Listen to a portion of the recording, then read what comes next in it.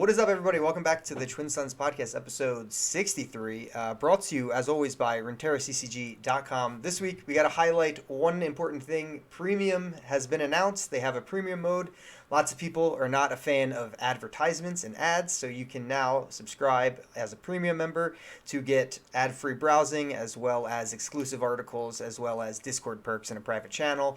It's just $2 a month or $20 a year, so super cheap if you use this site every day for Gigas's tier list. There are all these sweet articles. You can check that out. The first premium article only is written by Den, the EU Season 1 Championship winner for that seasonal, and he wrote about 4 different lineups for the Gauntlet. It is quality. As a writer, I got a little sneak peek, and it's pretty sweet. We're also going to be doing a giveaway for a one live viewer for a show. So if you don't listen live, come on into the Twitch, and you can hang out here next time if you listen to this on your phone or something. And you're going to be doing this at the end of every episode. So we'll be giving away 1 month premium to RuneterraCCG.com. That'll be at the end of the show. But for now, we got to welcome our good friend Charm3r. Welcome to the show, or AKA Derek. How you doing today, buddy? I'm doing great now that I've heard that you can get it for $2 a month or $20 a year. Listen, I am just a card game guy, so I'm bad at math just inherently. But I think that comes out to like just under 17% savings if you buy the whole year. That is a steal. So Good math. I'm doing great with that news. I'm about to save as much money on Runeterra CCG as I do on my car insurance by switching to Geico. He's gonna take my job, guys. He's gonna take the job.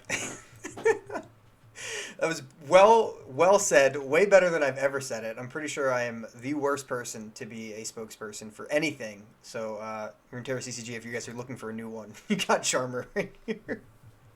I mean, I've been paid professionally to shill betting sites, so I can say just about anything at this point. That's actually This super is impressive. up. Right.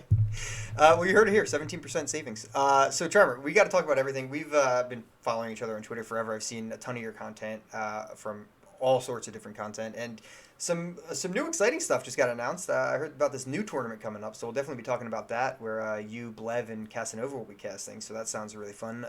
So we'll be talking about that for sure. But just to start, as I like to do with everybody, I just want to ask a little bit about your gaming history. It can be video games or it can be card games, so whatever you prefer, or both. Sure. So gaming history.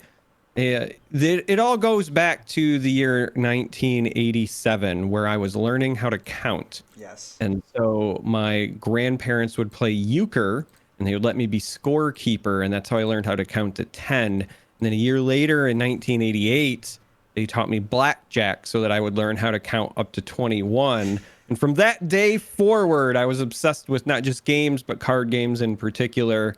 At a very young, informative age, I found Magic the Gathering, like so many of us do. But I also found all the other card games. I think people forget exactly how many card games existed. Like in the 90s and early 2000s, there was a big boom. And in my teen years and into my early 20s, I worked for a local comic and gaming store. And the owner basically knew comics, but not games. So it was my job to not only know the games, but like literally know them. I had to learn them all. So if a customer had questions, I could teach them the game and answer their questions. And I ran all of the in-store events. And so I have played a lot of obscure card games, but I fell in love with them.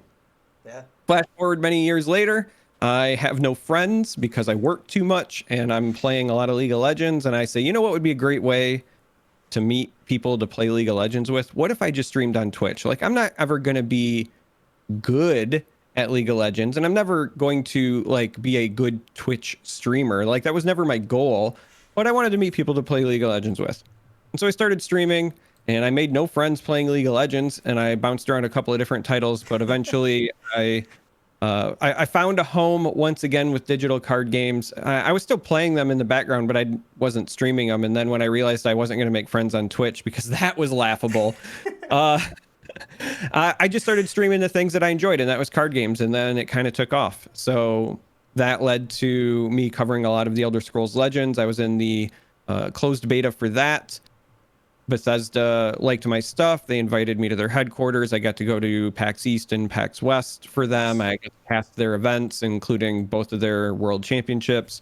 And then that let me leapfrog into like covering Artifact and now Runeterra as well. So everything that I have done, like esports wise, is entirely by accident because I wanted to make friends and not because I was like, I want to get into esports.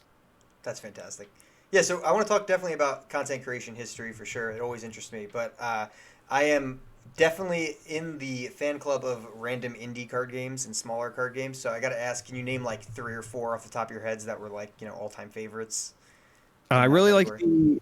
the Aliens versus Predator card game Okay. because they had three different factions. So you could play Space Marines, you could play as Aliens or Predator, but all of them had different win cons. Hmm. And so it made playing each faction inherently different. Like you could win as aliens just by basically like spreading your infestation too far, and Predator you could win by like collecting trophies, and Marines like you could try to escape. Like there was all this kind of cool inner workings that I enjoyed. I loved the Decipher Star Wars card game, but I also really loved Best one. the Lord of the Rings one. I Ah, even played in the World Championships at Gen Con one year for that. But the Twilight system for the kind of give and take, I still think is one of the best designed resource systems like I've ever seen in a card game.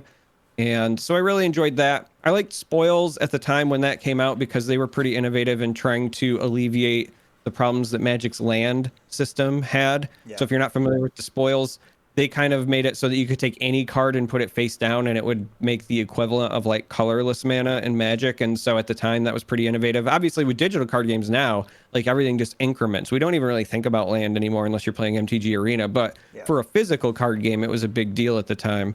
So stuff like that. But I mean, even in the early days, like I really liked Marvel Overpower. I know a lot of people remember like the Versus system, but Yeah, that's the one I Overpower remember. Yeah. first crack at it. Hmm. So I really dug that. The DBZ fighting game had one of the coolest like counter spells that I'd ever seen, which was literally called Finger Block. And so it was literally just like a dude putting up one Yeah, finger, deflect the stop blast. any attack in the game, like huge combos, and you would just like finger block it. So flavor wise, that was a thing. Yeah, I love stomping kids in Pokemon and Yu-Gi-Oh! And Harry of Potter course. had a card game. I don't know if people know that, but I did not know that. uh, so yeah, there's a bunch. There's a lot. And it wasn't just card games either, because again, it was like comic and gaming. So Yeah, right. all of the like tabletop miniatures things, whether it's like actual Warhammer or D&D miniatures, all the way down to like the clickable stuff. So like Mage Knight Dungeons, Hero Clicks. I was part of a group that again, one year at a Gen Con, we caused them to alter the rules for Hero Clicks because we took Nightcrawler and there was an ability called probability control, and then we broke it. We made it so that you could not kill Nightcrawler. Like it was almost mathematically impossible because we ran a bunch of units that couldn't attack, but they all had probability control, and Nightcrawler and his ability let him dodge if he was hit. If you rolled a 5 or a 6, but then we had like 6 characters that let us re-roll our 1 through 6, and so you just never ever hit Nightcrawler. Right, yeah.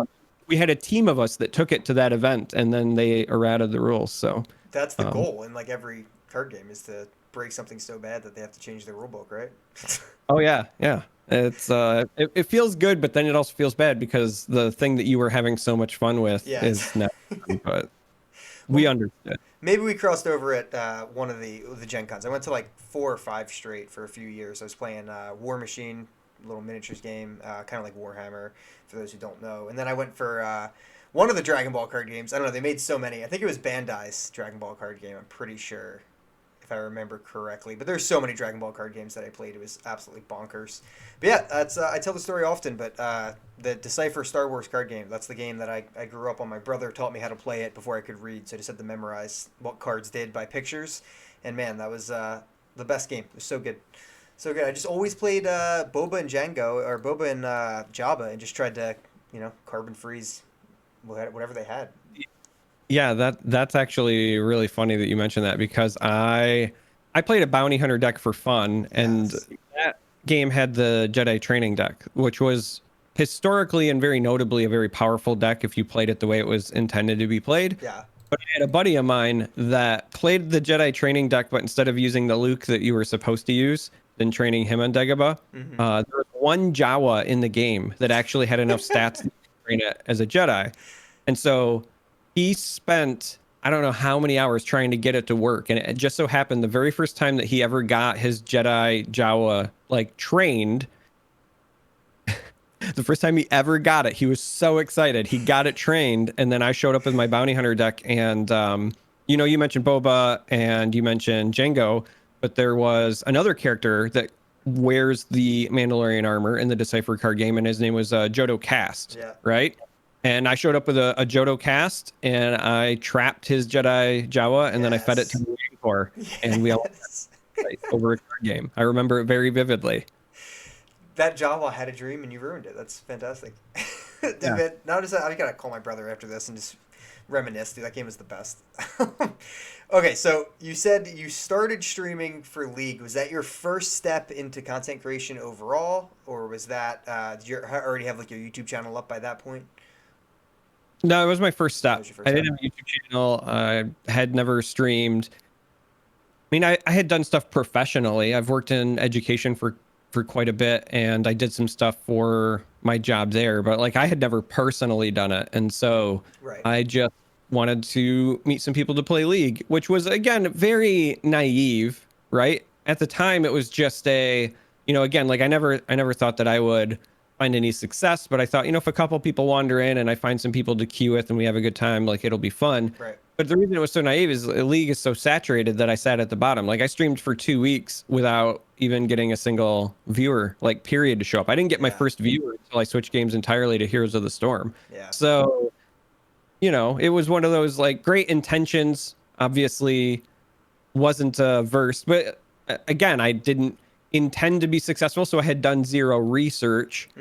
Now, since then, I've obviously looked into a lot of stuff. I have a YouTube channel. I'm a Twitch partner. I've done a bunch of things now, but at the time, it was just little innocent me who wanted to play Leona and have an AD carry that didn't feed. Right.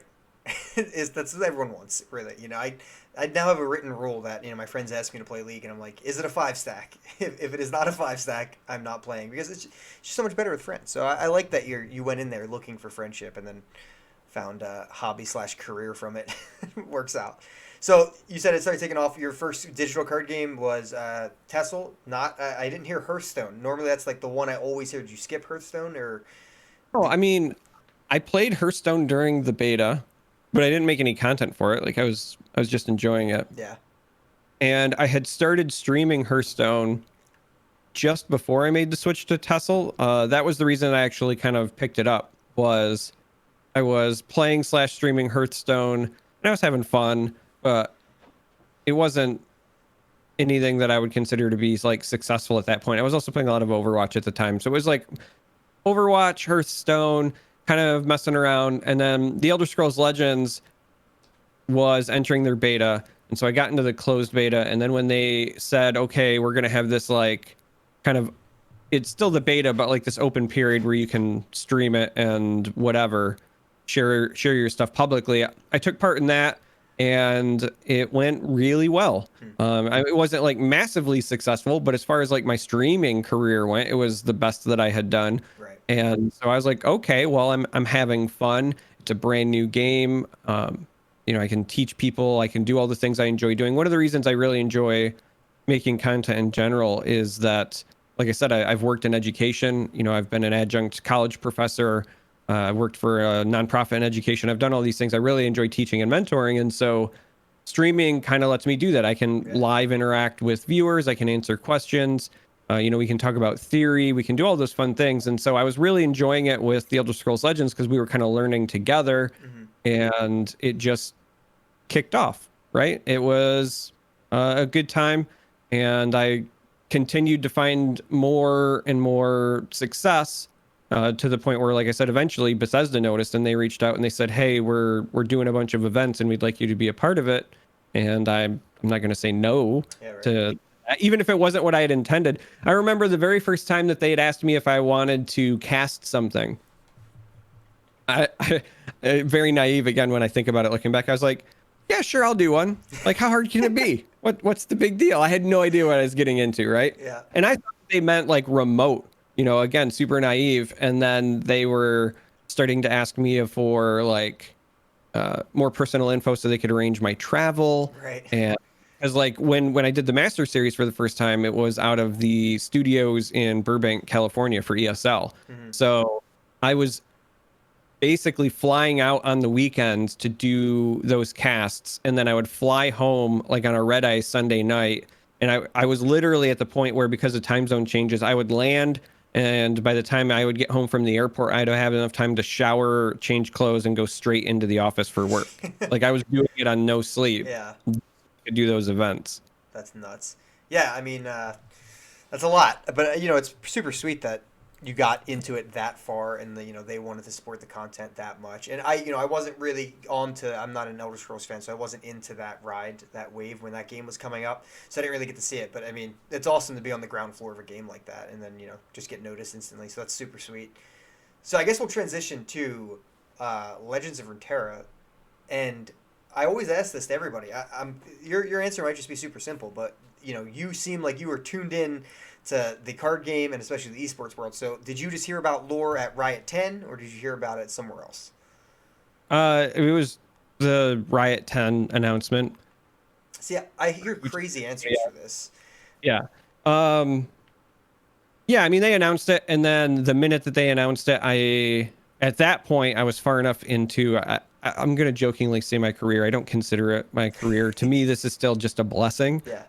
But I was far enough in at that point where I started going on the hunt. Like, at this point, I understand how important networking is. And so I was reaching out to anybody I knew at Riot, or anybody I knew who might have contacts at Riot.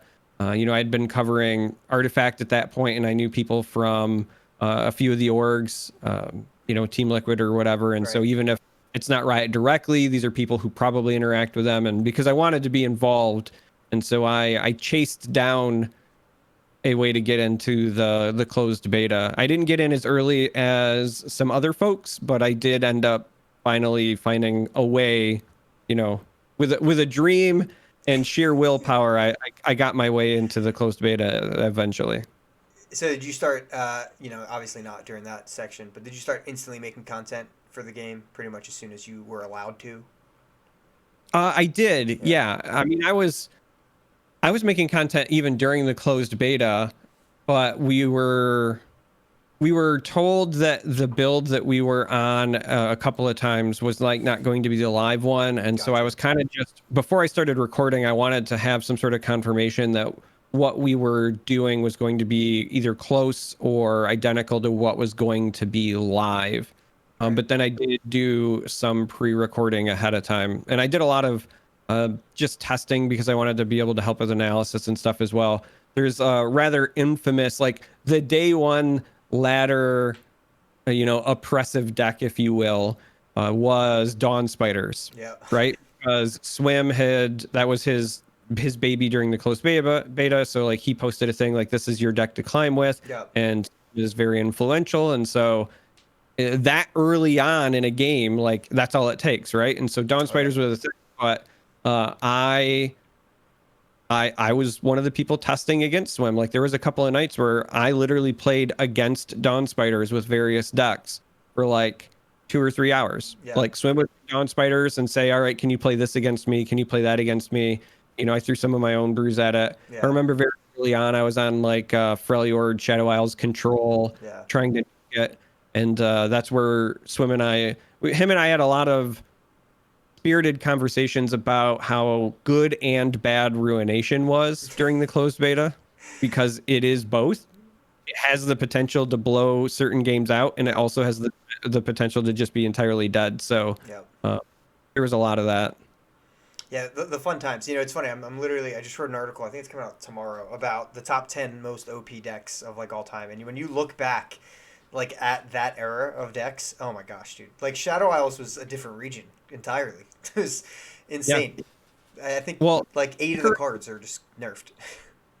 Yeah, because Hecarim used to be just bonkers. Yeah. Rekindler, I don't think people remember how busted Rekindler used to be. Like, it used to be cheaper and bigger. Mm-hmm. There was a time where Rekindler was one of the most insane things that you could do. But like, even beyond that, you had things like Rasa. I think people forget how like ubiquitous Rasa was for a long time. Like, there was just so many good things you could do in Shadow Isles. Yeah. And there was supposed to be drawbacks and that you needed things to die, but it was so easy to facilitate even back then. I can't imagine the day one cards from Shadow Isles existing with so many feeder engines that we have now. Because like back then, the only safe one was Cursed Keeper. Yeah, right. Everything else had at least some risk. I mean, you could say like, all right, maybe Hapless Aristocrat or whatever too, but for the most part, it was like Cursed Keeper was your feeder unit. But now, today, you would abuse it. Yeah. Oh man, the biggest one was when the Wraith Caller had Fearsome as well. It's like, oh my gosh, this is obnoxious. It's just absolutely brutal. Yeah, that was there. Ladros costed one less. Like you said, Rasha costed one less. Rasha was bonkers. Hecarim's changed 10 times or whatever. He's changed a bunch, but and he's not. Yeah, Hecarim for 10. Yeah, and have 6 health. That's what you need to know. Hecarim used to swing for 10 while having 6 health. that is true. Yeah, it was terrifying. Absolutely terrifying. Yeah, Shadow House, it was crazy, man. Writing that article was absolutely nuts. Just going down that list, I'm like, what even was this? Oh, yeah, Black Spear was 2 mana for 3 damage at that point, too. And oh my gosh. The good old days. All right, so we talked about how long you've been playing Lore. Last intro-based question, then we got 2 different, not really patch notes, but I guess patch notes of just what's coming to the game and labs and cosmetics and things like that, which we'll definitely talk about. But do you have a favorite overall memory in Runeterra? It can be a deck, it can be an event that you casted or a video you made, anything like that. Oh man, that is a good question. You know, very, very early on. So one of the interesting things about my time with Runeterra was that I was very invested early on, and then I took a break. Like I stopped participating and like making content with Runeterra for like almost 8 months. But very early on, before I had taken the first break, I did an event with Casanova, and it was a ton of fun, right? Like it was very early on, and I got to cast a game that I love, and I just remember feeling so full of hope at the time. Like it was before I took the break and before I had my spirits crushed, and I had a bunch of other things that happened. And so like I look back at that really fondly. And speaking of, going to be casting with Casanova and Blevins again starting tomorrow for 4 weeks for the Dreamhack event. And so I am really excited to get back to working with those two. But I do think about that one early event I did with a lot of joy. Yeah, I mean, the first is always, or, not even the first, but one of the earlier ones is always so crazy. And then looking back at it, was that like a year plus now, right? Oh, yeah, it was well over a year. Yeah. So you got that. I mean, games changed so much, environments changed so much, game grew so much, and yeah, crazy times. All right, so we got a couple things to talk about. We were talking a little bit before the show started. Oh, and I do want to, at the end, I want to let you completely tell everybody about Dreamhack for sure. I want everyone to be able to watch that for sure. It looks awesome. I just saw the announcement the other day, so it's just U3 casting over 4 weeks, you said, right? So there's going to be 4 open qualifiers, and then they're going to do, based on the open qualifiers, a finals in July as part of Dreamhack Beyond. So yeah, super sweet. So we got a ton of cosmetics is really the only thing. We didn't get balance patches. There's no balance in this thing. I know I was trolling Twitter a little bit saying that the game's dead if there's no balance, because that's what everyone says, even though we know we're not really going to get any balance at this point. I guess to start off, were you shocked that there was no balance? Were you expecting no balance? Where were you at with that? I would have been more shocked if there was actually card adjustments, but I do want to contest and say we had plenty of balance. Zed talks about balance a lot with his voice lines, and we got some sweet Zed love with this update, both in terms of cosmetics, but also I don't know how many people have taken a good look at the event pass, but if you buy the premium pass, you actually can earn a prismatic Zed as part of the event pass as well. So Zed got a lot of love with this particular patch, and so in that regard we got some balance. But no, I would have been more shocked if there was any sort of card adjustments at all, simply because we know their cadence to begin with. Yep. This is not meant to be a balanced patch, but even more so, the reason these cadences exist when you talk about like card design and so forth is that we as players sometimes forget the entirety of the process. In our minds, it's just, well, something is broken, so the designers need to like think of the way to fix it and then fix it. Right. But that's so reductive, right? Because the think of the way to fix it means that you have to, one, come up with something that's potentially viable, whether it's a mana cost adjustment, a rework, or whatever.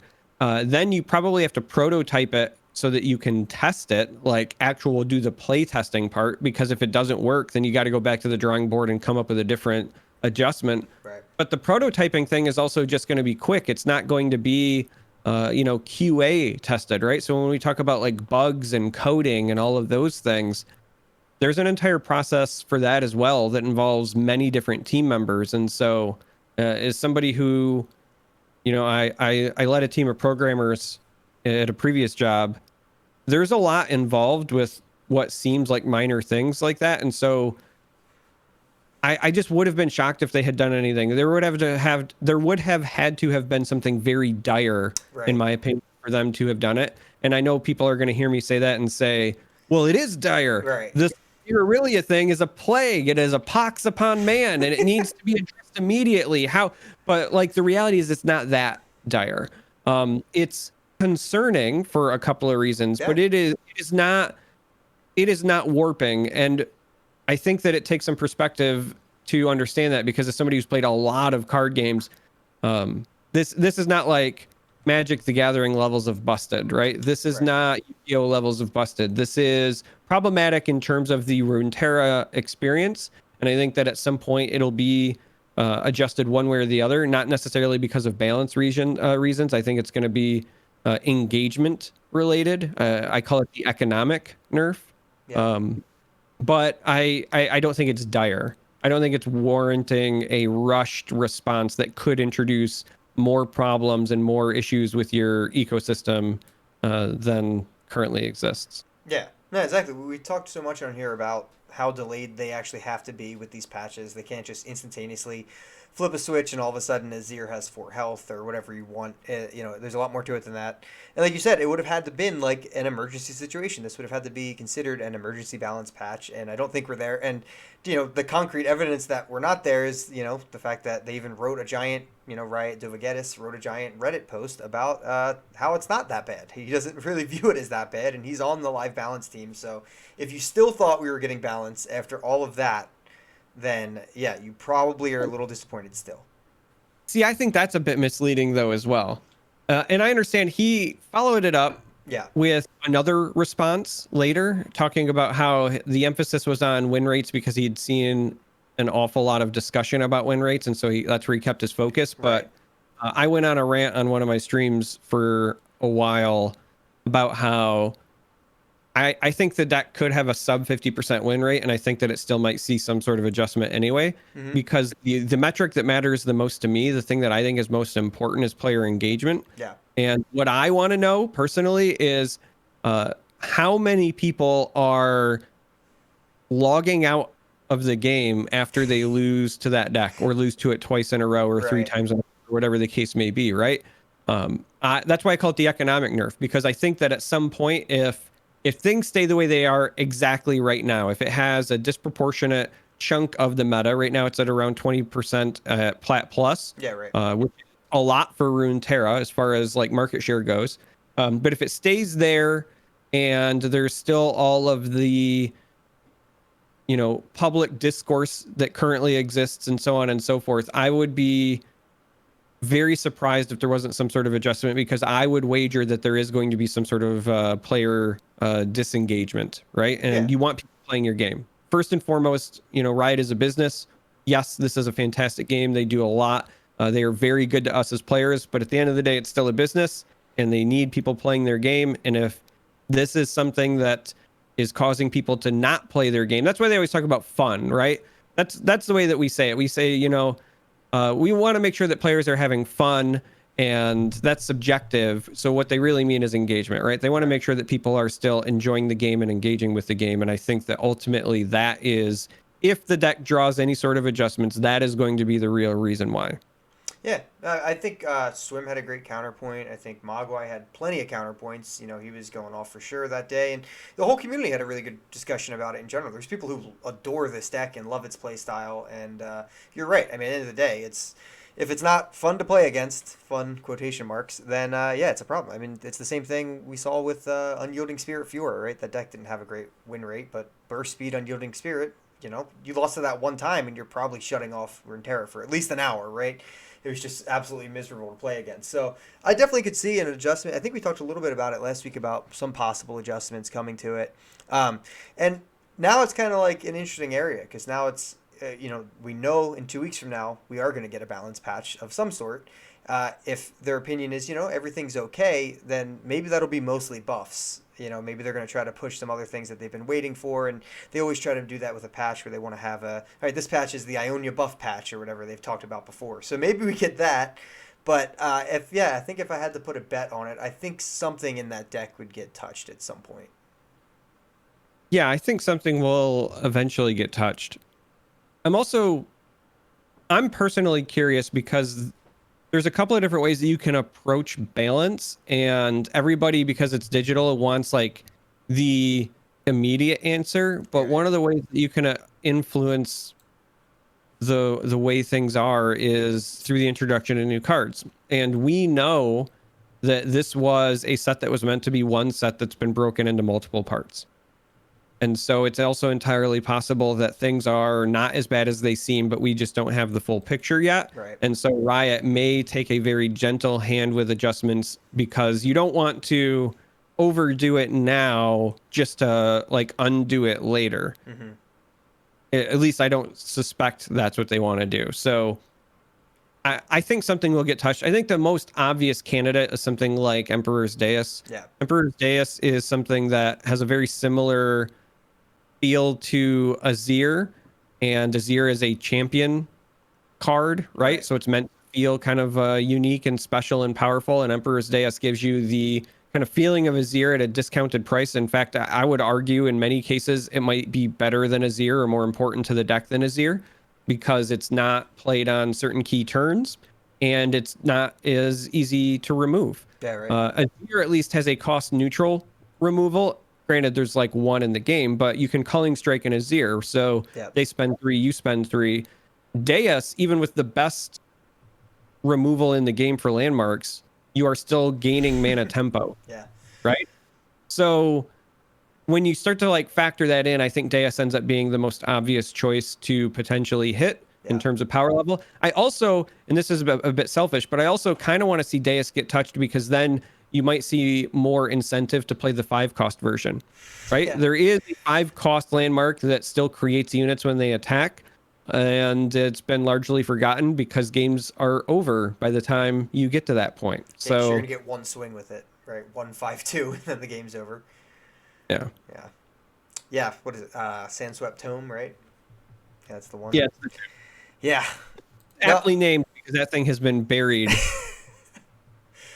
You're not wrong at all. Poor Sandswept Home.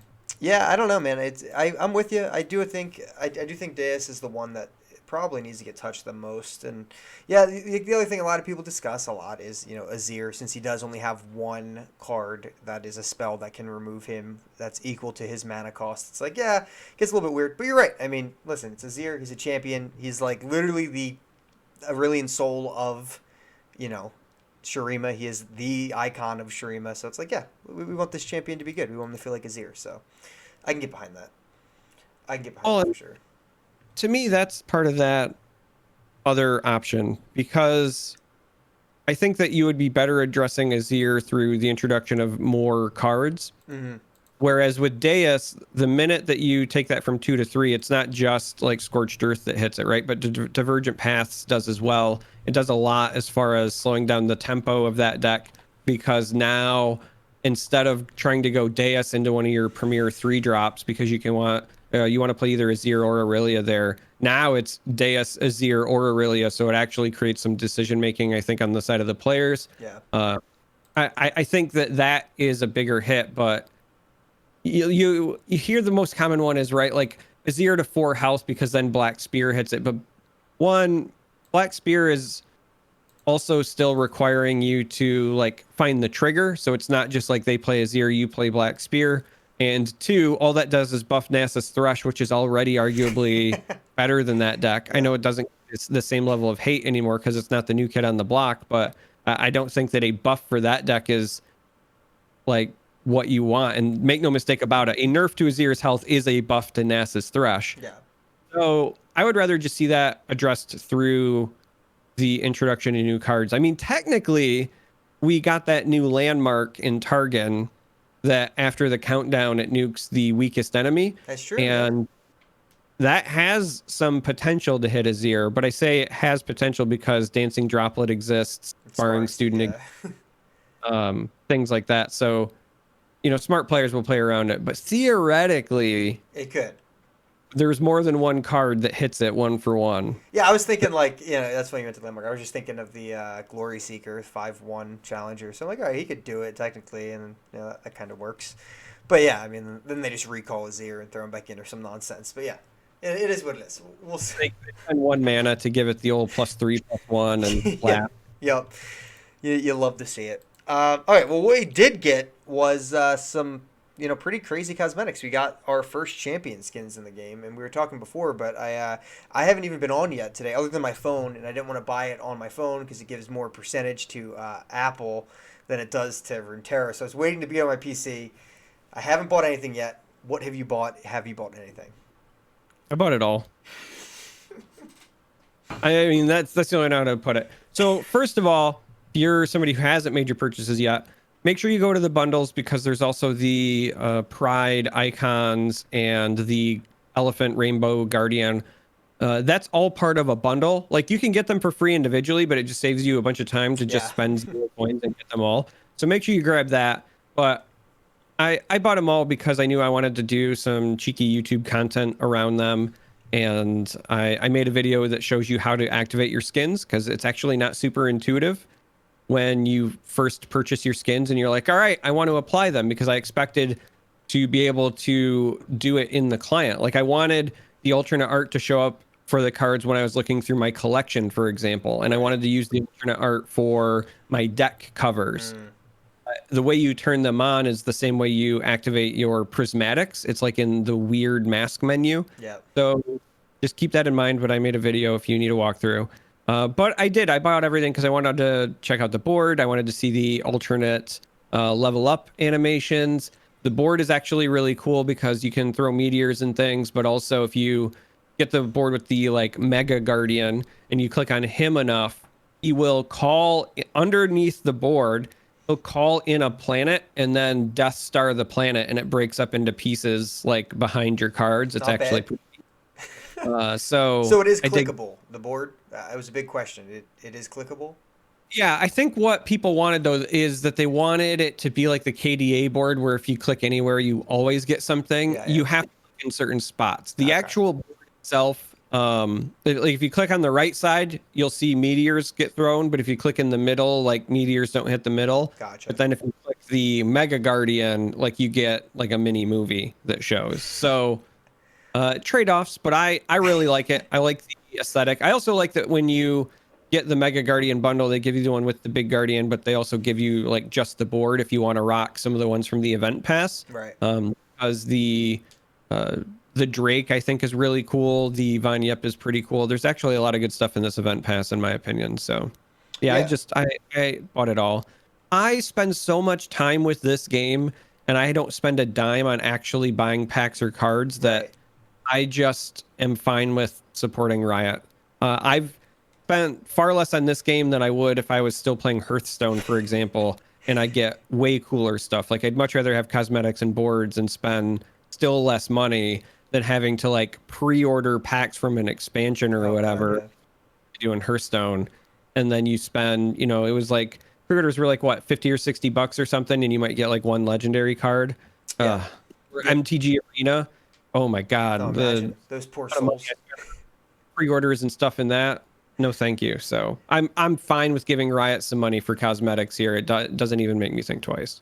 Yeah, no, I'm totally with you. I mean, I played Hearthstone for many years, and I was fully free to play. I was like, I'm gonna do it free to play. I'm gonna see how far I can go, and it was just like, all right, I gotta pick only three characters that I can actually play competitively because you can't earn that much in that game. So I just have to choose the three that I want and dust everything else. So yeah, I'm the same way. I'm just like, you know what? Spend it. You did mention so the board, the champion skins are, so there's two, Yasuo and Zed both have a new animation, which the animations are pretty damn sweet. And then Riven and Shyvana have sweet art, no animations, but they cost significantly less. I think they're only 700 coins compared to the top 1,300. But like you said, there's a bundle for those as well for all four, right? Yeah, there is a bundle for all four of those as well. And if you don't own the champions, you get the champions in the bundle on top of it. Yeah. So I think that's rather nice. I know that the skin prices are a bit of a hot topic right now. I very rarely go to Reddit, but I did take a peek, and I don't know, out of the first like 15 posts, I think 8 or 9 of them were about pricing. And I understand it. 700 coins feels like a lot because for Riven, for Shyvana, when you don't get the level up animations, it feels like, well, I spent a lot of money for a PNG, right? Like it's just a change in art. Yep. And I fully understand that argument. I get it. I'm 100% with you. It's not the same as like a skin in League because you don't get the particle effects and whatever. Level up animations made sense. Now, you're not seeing it the whole time either. Like, I know that was a big argument in League. You're playing that character. Right. So I do like that they separated them because I think that at some point just having the option for certain skins, whether they're level up animations or not, is important. And I think that having a price point for that is important because that opens the door for what I'll call follower skins, right? Being able to get like an alternate Ledros, I think would be pretty neat, for example. Seriously. And those don't have level up animations. And so you want to think about that from a pricing standpoint anyway. But I also do understand that, if you're of the group of people who think 700 coins is too much, like I get it. I personally don't care because like I said, I look for excuses to give Riot my money because I could get away with spending literally nothing on this game and still have everything. And I like to support the people who are working hard on the things I love. But that is my own personal preference. So if you have differences, like that's fine. Yeah. I totally feel for the 700 ones. The top end ones for Yasuo and Zed, it's like, yeah, I know they're not going to level up every game or something, but that's a lot of work going into those level up animations. They're pretty ridiculous. So I'm okay with that price point. But like you said, yeah, the 700 one, I get that, but I'm not gonna make a Reddit post. I was not one of the 8 that you saw today, so yeah, maybe tomorrow. What I would like to see long term, like I was just thinking about the cosmetics in general. What I would like to see long term is some of those quality of life things that I was talking about, where like I own the skins now, right? So if I want to set the Darkstar Zed as my deck art, like it should be easy for me to do that. Or if I want it so that always in my collection it shows the Zed skin, right? Or in Arena, I actually haven't even tried Expeditions. Excuse me, it's not Arena, it's Expeditions. But I haven't tried Expeditions. I'm sure there's probably a way you can turn it on there, but I just think intuitively, if I can just make it always look like my favorite skin everywhere in the client, that should be a thing. And I think that like long term we'll get that. I also wouldn't mind seeing an option. So like I love the splash screens that we get when we log into the game, especially when we have events. Like you said, you haven't logged in. There's a really cool one for the event now as well. And I've enjoyed those. But how cool would it be long term if I buy one of the premium skins, I can set like Zed as my home screen or whatever, right? Like I think that's the sort of thing I would like to see happen, even more so because I've been playing a lot of Wild Rift lately, and I love all of the little quality of life things they have given there. I know this is a bit of a hot take, but I actually enjoy Wild Rift more than I like regular League. And I think that it looks better, and I love the adjustments that they've made to the game. But I've seen how pretty that looks on mobile, and so I want that same experience. Like all I keep thinking is like I want those Wild Rift models to be able to set those as like my home screen in like Runeterra, right? Like I want an arcade RE or whatever as my background when I sign in or blah blah blah. So I don't know. No, really good points. I hadn't even thought of deck picks, like deck covers. I hadn't even thought of that yet, and that's 100% something that they should add in. I mean, there's no reason that shouldn't be in there if you have the art. And like you said, even just scrolling through the client, it'd be nice. You know, oh, look, that's my Zed. Yeah, I remember when I crafted my Zed, and now he's all crazy looking and stuff. But deck picks 100%. I mean, I remember people were doing the cheat to be able to get a spell picture as the deck pick and things like that. And they finally let us have followers as that wasn't always a thing. You couldn't make a follower. You could only make a champion. And so yeah, I don't know why they wouldn't have that. And even to push that beyond, it like why not just be able to pick the level 2 one, right? Because level 2 Shyvana's insane looking. She's got like a galaxy in the middle of her chest. Like yeah, I want that as my deck pick for every Shyvana deck I have. 100%. We gotta talk to somebody. We'll talk to somebody.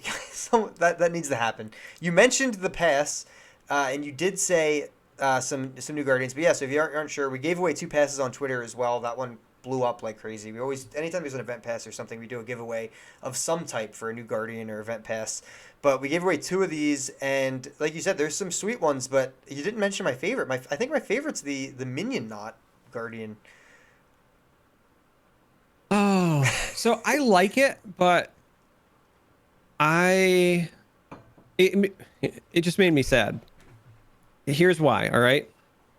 I really like the Astronautilus skin. Yes, great skin. Really like what I call Space Teemo, because it makes his attacks basically be like a little ray gun laser thing. Right. And all it did was it made me sad that we don't have those skins in Legends of Runeterra. They don't exist yet in Wild Rift either. Yeah. And so when I saw it, I was like, yes, it's not the thing I wanted. Like I'm It's actually close. It's there. a tease. It's definitely a tease. Yeah, they got some cool ones, like you said. I mean, it's a solid pass, and they added the prismatic Azir to the last one, so it's nice, like you said, to be adding a prismatic champion. That's what, like 700, or I think it's like 700 essence or something along those lines of the whatever, the orange essence. So it's a good reward. I mean, it's obviously on the premium section, but it's solid. Yeah, I mean, and there's the other prismatics along the way as well if you get the premium pass. So I don't know. I thought this was a really good pass. I think that every time they've done one of these event passes, they've kind of stepped up their game, and so I'm looking forward to them. Yeah, and they feel good. They have a nice free section, so if you have missed one, you'll still get something, just an extra little bonus, even a champ card on there. So it's really good for new players as well. So check that out as well. Other than that, yeah, we went through the Guardians, went through the boards, tons of card backs. That's cool. Things like that, like you said, check out the bundles. But the other thing they released, they released the event pass itself, that full patch, and then they released the bigger thing in it is the new lab. Have you given a shot to this new 2-player lab, which they're calling what is it, Duo Q, right? Yeah, they're calling it Duo Q, which is cute, right? Like that's obviously a League reference. Yeah. I have not personally tried it yet. I didn't have enough time. I had a very busy day at work for my day job. The minute that concluded, I signed in so that I could record stuff for YouTube. And then, as you know, before we went live, I told you I was eating. I was like speed eating so that I could get done in time so I could come do this. So I have not messed around with the new lab yet, but I'm really looking forward to it because Two-Headed Giant in Magic the Gathering is like one of my favorite modes, but also just in general, anytime they support these like multiplayer modes for Legends of Runeterra, I want to make sure that I give them a whirl so that they get those numbers and they show that like players are interested in that from an engagement standpoint. Because again, this is something I was ranting about on my stream the other day. I think that as far as card games go, there is a very big potential for multiplayer games, right? Like it is an untapped market. In Magic the Gathering, like Commander and some of the other multiplayer formats are some of the most popular for that game, but they're what you call kitchen table Magic, right? They're easier to do in person and you get all these people around. And I understand in a digital card game why they don't try to approach those exact same formats, because from an infrastructure standpoint, there's a lot of hurdles to make the experience pleasant. But with that being said, if you can find a way to make it work and you can pull it off, whether it's 2v2, whether it's 3v3 or something entirely new, like I was jokingly on my stream talking about like the idea of a card game battle royale, because that takes away the zero sum nature of card games, right? I think the reason that auto battlers like TFT and so forth are as popular as they are is because you don't feel bad about losing. Like if you finish fourth in TFT, you're like, well, I finished, top four. Like I was in the top half. Right. If you get second, you're kind of bummed you didn't take first, but like you're not last. And then when you're last, it's like, well, okay, well, I'll just queue up really quick. I was out fast, whatever. And it's the same way with shooters as far as battle royales go. And so I think that as soon as a developer can find a way to take advantage of that, but with card games, whatever the format is, they're going to have a hit. And so this is the first step because, they've already talked about in their release article some of the logistics and the back end stuff that is required to make this work is very difficult. Again, there's a reason it hasn't been done yet. It's because it's hard. But I'm going to be playing a lot of this mode because I want to show them that there's a desire for it. And I'm really looking forward to trying it out. Yeah, it was really sweet to go through the article and just look at what they thought of each mode.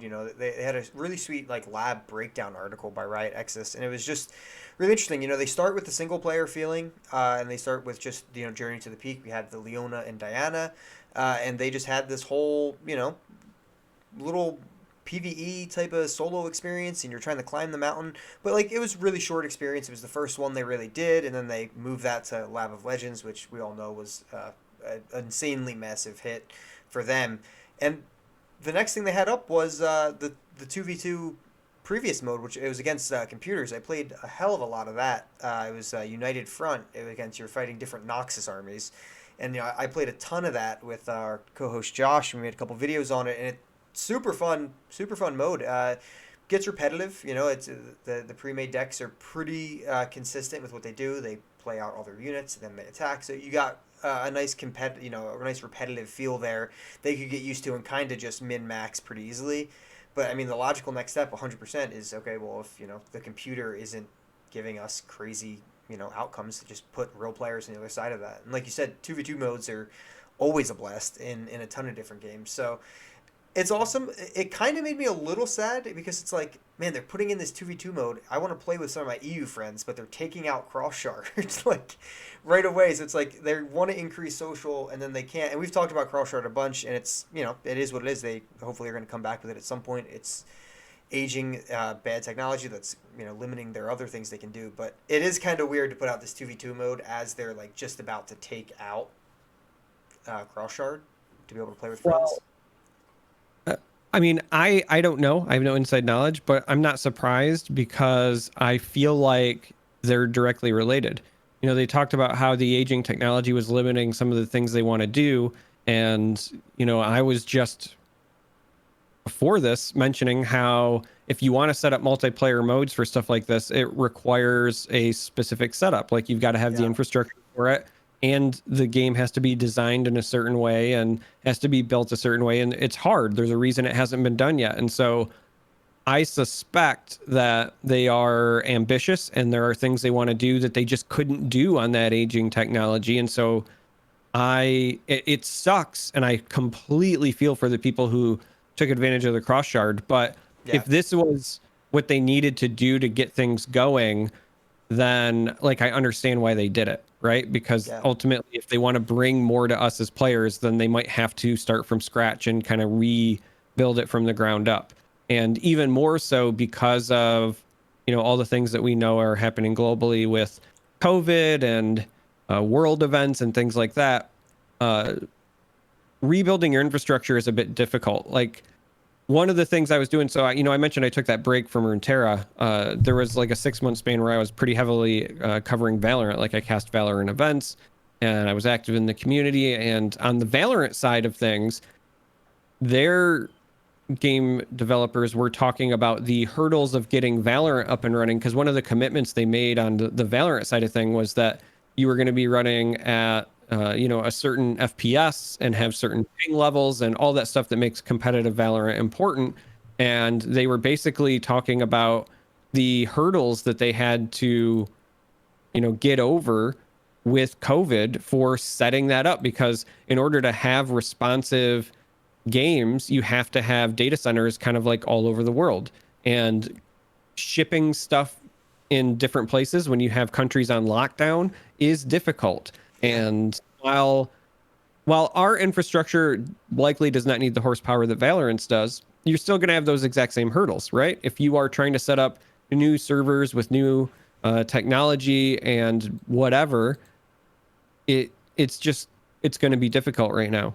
So I hope that we'll get it back eventually. Yeah. I think that we will, but I think that they just hit a point where they wanted to do these new game modes. They wanted to try new things. They couldn't do it on the old technology, so they probably phased it out, and they will try to bring it back in the future.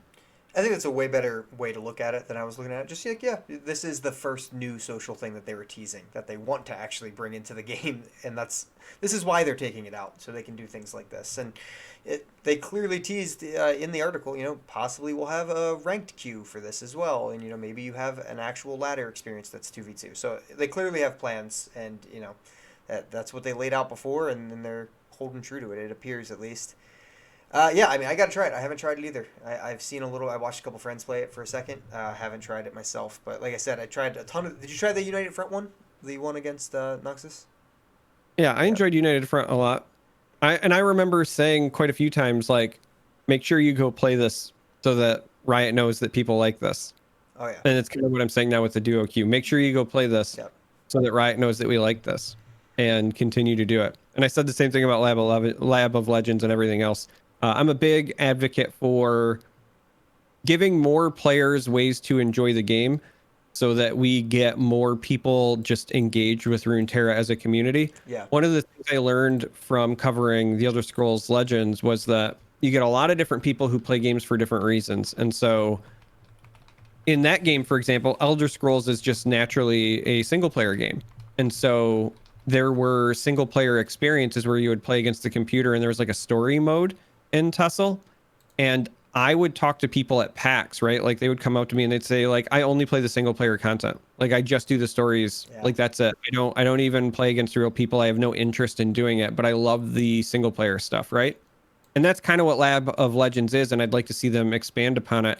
But those are still people engaged with your game, signing in, and I think that the more we can keep people interested in Runeterra as a whole, the better off we are just as a community, right? A rising tide lifts all boats, and I want to take us to the moon. So tell people to play all of the different modes and show Riot that, we want it all. Yeah, they definitely look at the numbers for sure. I mean, Lab of Legends, they said it was a huge success. They wanted to do more things. The areas to improve, it cracked me up, but poor Talia was in the areas to improve. It was like the funniest thing. Yeah, you pointed out, it was even on her birthday. Yeah, the main League of Legends account posted like "Happy Birthday, Talia," and then Legends of Runeterra is like, "Here's some patch notes," that literally says "Poor Talia." It was so brutal, so savage.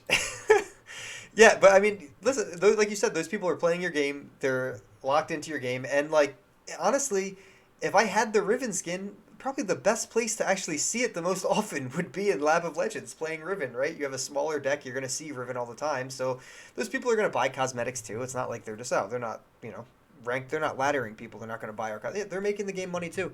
Even though Lab of Legends is a free mode, they're going to want stuff. And they made Lab of Legends where you can fully, and I'm sure this new mode, on top of just getting good XP for your reward tracks and all in duo queue, they even have their own little bit of reward system in there as well. You can get some essence and things like that too. So there's a little bit of an incentive to play it. Yeah. I'll admit, I'm entirely selfish, right? I want more people involved with the game because long term, what I really hope is that we also get some promotion for the Runeterra tournament scene somewhere within the client. I think about all of the things that Riot does beautifully with League of Legends as far as getting people to log in and play their different modes. There's some people who just play Aram, right? Like religiously, like that's just their mode. They sign in, they play Aram, that's all they do. And Riot still finds a way to like promote to them the LCS and Worlds, and when Worlds comes along, whoever wins Worlds, they get their skin line as well, and there's all of the different esports team icons that you can purchase. And I think about how well they monetize the competitive side of League of Legends, and I want to see something like that, but for Runeterra, so that we continue to get the support in our tournament scene. But also just because no other card game has done that to date, not even close. And so I would like to see Riot kind of be on the forefront of that, and I think that they're well positioned to do it. But I would like to see some promotion in the client so that when people do sign in, if they're one of those people that just plays Lab of Legends, well, maybe they'll tune into a tournament because it's there and so you can click a link or whatever. Or, maybe they'll buy a tournament skin. Like one of the things that I think Valve does very well is they crowdsource some of their tournament prize pools, right? TI is obviously the big one everyone knows about. So I'd love to see Riot do like, here's a world's, card skin line, and a portion of this goes towards the world's prize pool or whatever. Right. I'd love something like that. Yeah. When you were talking about all this, the first thing I thought of was like a lot of the indie games that I played, card game wise, whoever won Gen Con always got to create a card. So instead of like, they got their own skins, they always get to like create a card. And that's absolutely bonkers. They'd never let them do that in this game. But yeah, absolutely, like, we actually have a Worlds coming up. So why can't there be a Worlds type skin? Those things are always fun, right? Like there was a time when in Magic the Gathering, if you won a prominent event, you would have a card that was, influenced by you, and your likeness might be on it as well. I think a card's like Dark Confidant, for example. And like that's neat, but that's for an audience of one. Like the person who enjoys that is the person who won. The thing that I think Riot does so well is they get everybody who is a fan and who is a passive observer to enjoy it, right? Like if I'm a T1 fan and T1 wins Worlds, well, I can buy the T1 skins. Right, exactly. And that's not something that like just the members of T1 get to enjoy, right? That's everybody getting to enjoy it, and Riot makes money off of it, and like it's all beneficial within the ecosystem. And so no card game to date has really done anything close to that. And so I would like to see all of the good stuff that Riot does for League of Legends in that regard eventually make its way to Runeterra. Yeah, laying the groundwork slowly but surely. I mean, we got Worlds, we got seasonals after that, laying the groundwork. So we're gonna start closing here. So if you are in chat, just type anything and you'll be entered to win the premium subscription to RuneterraCCG.com. But we're gonna close here and give Charm3r a bunch of opportunities. First off, I do want to talk about the Dreamhack thing one more time, a little bit more directly. So Dreamhack, can you give it's you, Casanova, Blevins, or the casting team? Can you give me like the start date and the rundown real quick? Yeah, so the first one is tomorrow, actually. It's for the America's Shard. There's going to be 4 weeks of open qualifiers. So anybody on the America's Shard can participate. I think the qualifiers are still small in terms of prize pool. If I remember correctly, it's like $50 total for the qualifiers. But there's going to be people who qualify for the finals, which will be in July. It's going to be part of the Dreamhack Beyond. Dreamhack's doing like a digital festival, if you will, right? They're calling it Dreamhack Beyond. Yep. And so as part of that, they're doing the Legends of Runeterra finals after these open qualifiers. I believe the prize pool for that's $500 this time around. But I'm trying to encourage as many people to participate, because the more we show interest and the more we support these, the more third-party TOs will enter the space. I think it's a really big deal that Dreamhack is, entering the fray, if you will, and I would like to see more events like this. So the first one is tomorrow, and yes, it's me, Blevins, and Casanova are going to be the casting talent. We're going to kind of like be alternating and rotating across those 4 weeks, but first one tomorrow. I believe I can even get you a link as well. That'll be, yeah, definitely. The link will be in the description for sure, because I'm going to be tuning in. So that'll be Thursday, May 20th, depending on what day you're listening. That will be the day that it's starting. And yeah, like I said, the description will for sure contain the info for Dreamhack. And like, it's awesome to see more faces getting in and actually jumping into that. And there's the link right in chat too, if you guys are interested, check that out. So definitely check it out. And that's a 4-week thing, like you said, for the open rounds, and then a finals as well. Correct. Yep. So 4 weeks starting tomorrow. So it'll be every Thursday, and then after those 4 weeks are done, there's going to be a finals in July. I should be able to actually look up the date for you here real quick. I believe it's going to be July 25th. Nice. And So that's going to be Dreamhack Beyond. that's the culmination of all four of the first weeks. So definitely stay tuned into that. But for your own content, can you please real quick just give a rundown where to find you? You mentioned YouTube, Twitch, obviously, and we'll have all these links that he's mentioning here for sure in the description as well if you're interested to check them out. Yeah, so I'm Charmer, but there's a 3 for the E, so it's Charm3r. I'm just Charmer on YouTube. I'm just Charmer on Twitch. On Twitter, I am at that Charmer because there is somebody camping the Charmer account. The account has been inactive for years, and Twitter will not give it to me, even though I own charmer.com, the domain, even though I've done business under the name Charmer. Twitter will not give it to me. So I am that Charmer on Twitter. That's the social media platform I use the most. But I'm just Charmer on YouTube, Charmer on Twitch. My streaming schedule isn't great because I'm usually also trying to cast events and do things like that. So it's hard to be consistent in that regard. But I've been really good at being consistent on YouTube since I've returned. And so you can look for stuff pretty much daily there. Nice. That is something we have not done ourselves. We have failed, but I will try to get back on it for everybody. I will be tuning in because I literally have no idea how to set my champion card after I probably buy Riven because I'm a Riven fanboy. So I'll tune in and I'll figure that out. You said it's in the icon, right? That's the. Yeah, it's the mask. So it's when you are setting up your deck. So normally where you would pick like your board, your guardian, your emotes, there's like the mask at the top. And in the past, it was just for turning on or off your prismatics. But that's also where you select your skins now. But there's no other place. I expected somewhere in your collection to be able to like set a favorite skin. And then I expected the card to just like, if I set the skin as my favorite, I expected it to appear that way everywhere in the client. Right. Doesn't work that way. I hope it works that way in the future, but it doesn't work that way right now. Yeah, I've never hit that mask icon. I've never turned off my prismatics. So Why? yeah, I mean, I'm a fan of the prismatics. Well, Charmer, it's been great. I'm gonna roll this thing here live for the winner, Phoenix Clops. He's been here from the beginning. He's won the premium subscription to Runeterra CCG. So congrats, Phoenix Clops.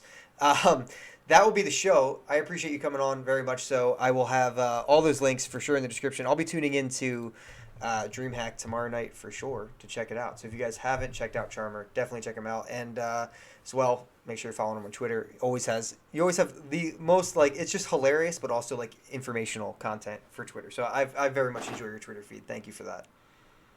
I'm glad somebody does. You got me. You got me. All right. Until next time, guys. See ya.